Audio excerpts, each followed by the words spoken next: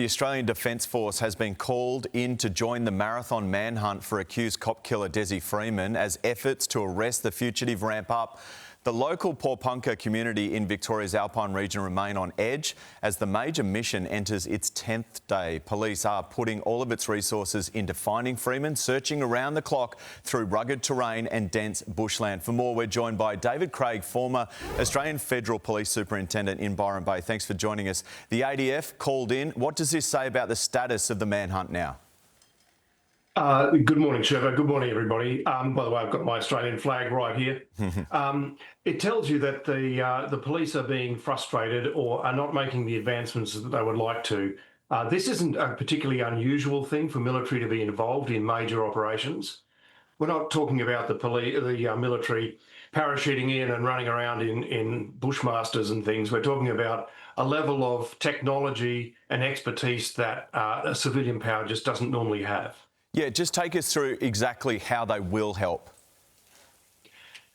Well, the military have access to technologies that aren't available to the civilian population and aren't made public. I don't feel comfortable in listing some of those, but it is another level. The operation will still be led by the Victorian Police, who are doing a very good job with this. They just need some additional technical support. And in other cases similar to this, where the military have not been involved, they've gone on unresolved in these manhunts. Yeah, no, specialist equipment obviously being utilised and hopefully will come up with some level of result. Police also haven't ruled out a reward for information from the public particularly. Who's that targeting and does that actually work? It's a bit of a mixed bag. On some occasions it does. This person is part of a very hard ideological group. I don't think any close associates are going to roll over and decide to talk to the authorities for a couple of $1,000s. However, someone that's on the periphery that knows someone that knows something may do that. In the case that I was alluding to before, it's a case of Tom Phillips. He's been on the run in New Zealand, rural New Zealand, since 2021.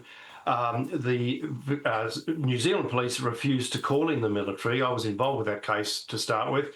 They didn't use the military and they offered a reward of $80,000. And Phillips still remains on the run to this day, almost 4 years later, with his 3 children. Yeah, well, let's hope we're not in that position in a couple of years' time. David Craig, really appreciate your time today. Thanks, Trevor.